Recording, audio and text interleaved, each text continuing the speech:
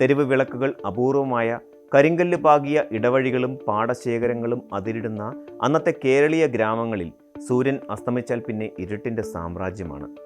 മധ്യ തിരുവിതാംകൂറിലെ പ്രധാന വാണിജ്യ കേന്ദ്രമായ ചങ്ങനാശ്ശേരിയുടെ കാര്യവും വ്യത്യസ്തമായിരുന്നില്ല. എന്നാൽ 1980കളുടെ മധ്യത്തിൽ ചങ്ങനാശ്ശേരിയെ ഭയത്തിൻ്റെ മുൾമുനയിൽ നിർത്തിയത് കേവലം ഇരുട്ടായിരുന്നില്ല, മറിച്ച് അമാനുഷികമെന്ന് വിശ്വസിക്കപ്പെട്ട ഒരു രൂപമായിരുന്നു.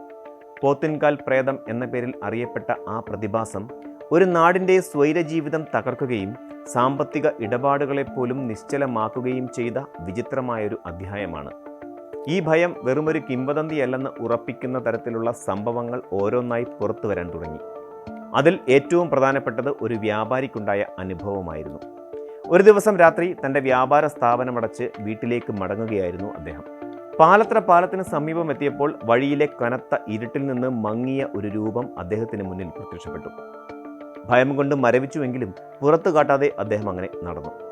എന്നാൽ ആ രൂപം അദ്ദേഹത്തെ തടഞ്ഞു നിർത്തി. വളരെ ശാന്തമായി ഒരു ചോദ്യം ചോദിച്ചു. ഒരു ബീഡി തരുമോ എന്ന്. വിറയ്ക്കുന്ന കൈകളോടെ ഒരു ബീഡി നൽകിയ വ്യാപാരിക്ക് മുന്നിൽ വെച്ച് ആ രൂപം ഒരു തീപ്പെട്ടിക്കൊള്ളി അടച്ചു. മിന്നിത്തെളിഞ്ഞ ആ വെളിച്ചത്തിൽ വ്യാപാരി കണ്ട കാഴ്ച അദ്ദേഹത്തിൻ്റെ ചോര മരവിപ്പിക്കുന്നതായിരുന്നു.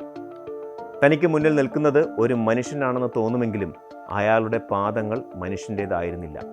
രോമങ്ങൾ നിറഞ്ഞ വലിയ കുളമ്പുകളുള്ള പോത്തിൻ്റെ കാലുകളായിരുന്നു ആ രൂപത്തിൻ്റേത്.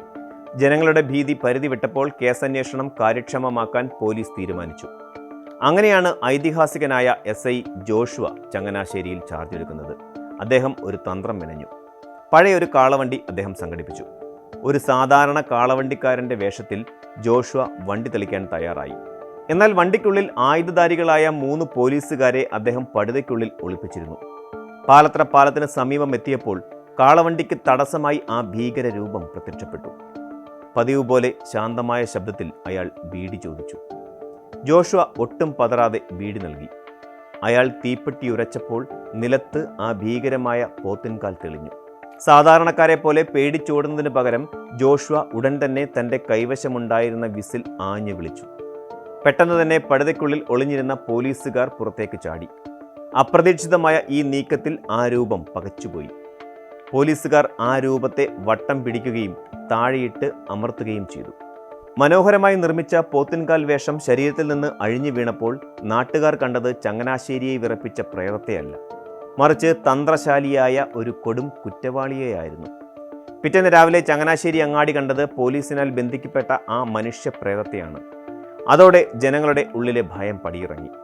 പ്രേതകഥകളിലെ യുക്തിശൂന്യത നാട്ടുകാർക്ക് ബോധ്യമായി.